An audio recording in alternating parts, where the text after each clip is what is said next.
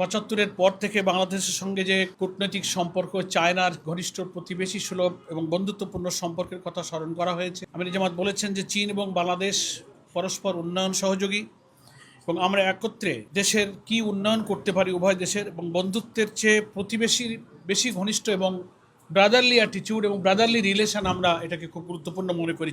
বাংলাদেশ অর্থনীতি সহ সামগ্রিক বিষয়ে নিজের পায়ে দাঁড়াবার চেষ্টা করছে, এটা চায়না নেতৃবৃন্দের সামনে আমাদের আমির সাহেব আশাবাদ ব্যক্ত করেছেন। কিভাবে একটি নতুন ভবিষ্যৎ, একটি নতুন বাংলাদেশ গড়তে পারি দুদেশের মধ্যে, সেই সৌহার্দ্যপূর্ণ সম্প্রীতিপূর্ণ আলোচনা তিনি প্রতিনিধি দলের সামনে তুলে ধরেছেন।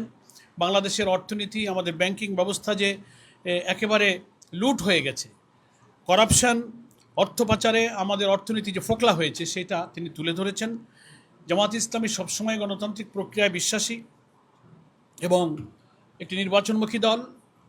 ওনাদের প্রশ্নের জবাবে আমাদের আমির সাহেব বলেছেন যে সকল গ্রহণযোগ্য নির্বাচনে জামাত ইসলামী ইতিপূর্বে অংশগ্রহণ করেছে এবং আমরা প্রত্যেক পার্লামেন্টে নির্বাচিত হয়ে প্রতিনিধিত্ব করেছি এবং আমরা জামাত ইসলামী সকল ধর্ম, বর্ণ, নারী, পুরুষ নির্বিশেষে সকলের সমান মর্যাদা, সমান মানবিক, সাংবিধানিক, রাজনৈতিক সকল অধিকারকে আমরা মেনটেন করেই আমরা এদেশে চলি এবং জনগণ যদি আমাদেরকে দেশ শাসনের দায়িত্ব দেন, তাহলে আমির জামাত বলেছেন যে আমরা শাসক হব না, আমরা সেবক হব এবং সকলেই সমতার ভিত্তিতে প্রত্যেকের অধিকার ভোগ করবেন।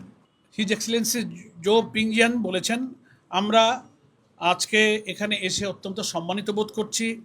আপনার সুস্থতার পর তিনি যে আমাদের আমির জামাত হাসি মুখে খুব কর্ডিয়ালি রিসিভ করেছেন, তাতে ওনারা খুবই কৃতজ্ঞতা প্রকাশ করেছেন এবং উনি উল্লেখ করেছেন যে চায়না সব প্রতিবেশীর সাথে সুসম্পর্ক রক্ষা করে চলতে চায়। একবিংশ শতাব্দীতে একটি নতুন উন্নত বিশ্ব গড়ার জন্য চায়না কাজ করছে এবং চায়না কমিউনিস্ট পার্টির নেতৃত্বে কি অগ্রগতি চায়নাতে হয়েছে, তিনি আমাদের আমির সাহেবকে বলেছেন যে আপনি এবং আপনাদের প্রতিনিধি দল সফরের সময় নিশ্চয়ই সে দৃশ্য আপনারা দেখে এসেছেন। কোনো দেশ শুধু আয়তনে বড় হলেই বড় হয়ে যায় না, বিশ্ব দরবারে, বিশ্ব সভ্যতায় সকলেরই অধিকার এবং মর্যাদা সমান হওয়া উচিত।